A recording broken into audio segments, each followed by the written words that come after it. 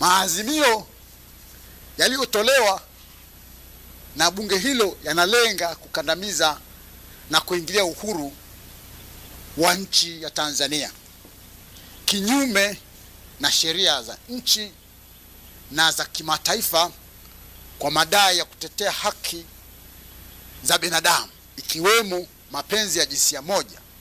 Hatukubali.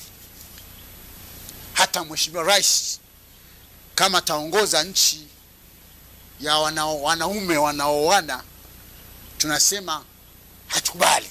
Ndugu wananchi wa makundi na kada mbalimbali, tunawaomba na kuwasihi msiwaunge mkono watu wa aina hiyo wa chama chochote ambacho kitaelekea kwenye mkondo huo ambao kwa sheria zetu sisi hatuna.